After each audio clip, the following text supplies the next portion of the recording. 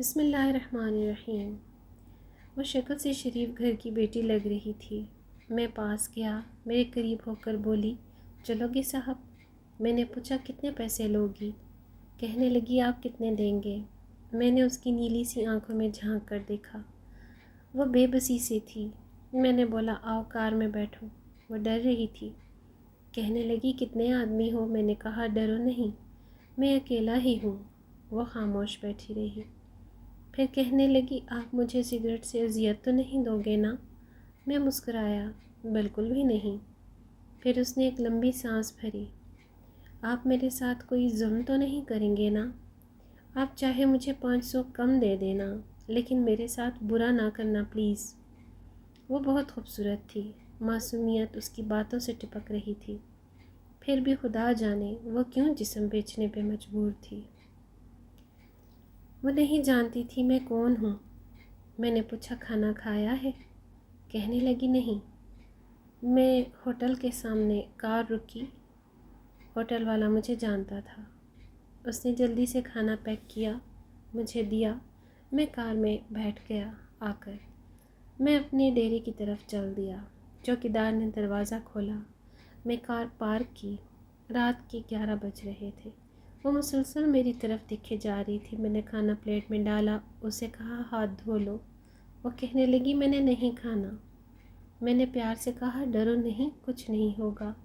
وہ ہاتھ دھو کر آئی، میرے سامنے کرسی پہ بیٹھ گئی اور کھانا کھانے لگی۔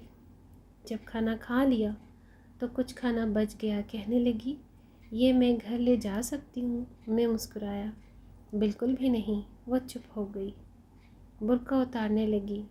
میں نے کہا رک جائیں، میرے پاس آ کر بیٹھ جائیں۔ وہ حیران تھی، میری آنکھوں میں دیکھ کر بولی جلدی سے اپنا کام کریں، مجھے واپس چھوڑائیں۔ میں نے کہا نہیں پوچھوں گا کیوں کرتی ہو ایسا، کیوں بیچتی ہو جسم؟ بس اتنا کہوں گا، چھوڑ سکتی ہو کیا یہ سب؟ وہ میرے چہرے کی طرف دیکھنے لگی، آپ پاگل لگ رہے ہیں مجھے۔ میں نے اس کی آنکھوں میں دیکھا، ہاں پاگل ہی ہوں میں، سب پاگل ہی سمجھتے ہیں مجھے۔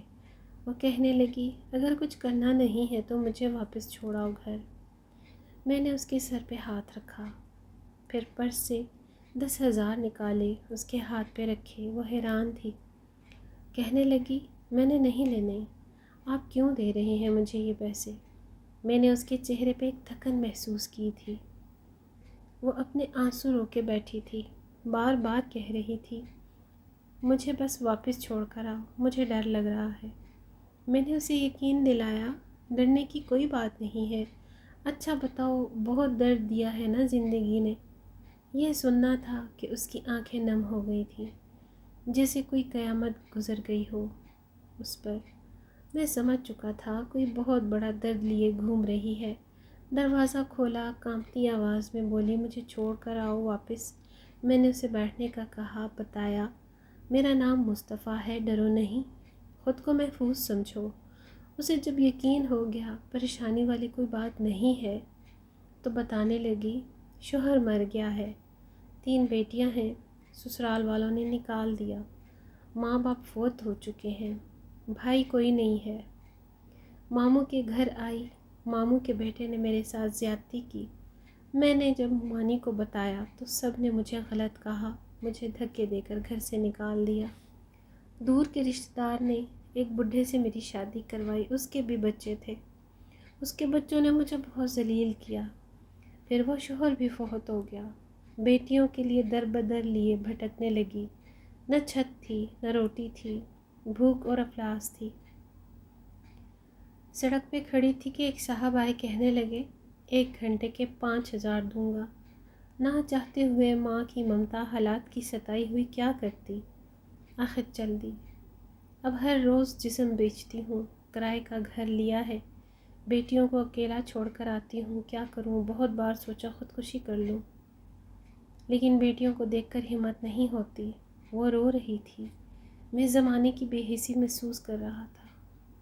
اس کے سر پہ ہاتھ رکھا اور اس سے کہا تمہارا بھائی ہے آج سے، تم اپنی بیٹیوں کو لو اور میرے ڈیرے کے اوپر والے ایک روم میں رہو۔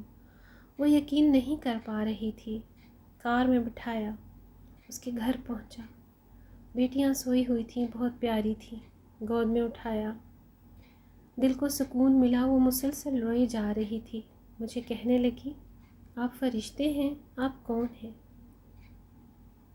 میں اسے اپنے آفس لے آیا۔ وہ دعائیں دینے لگی جھولی اٹھا کر، نہ جانے کتنی دعائیں دیتی رہی۔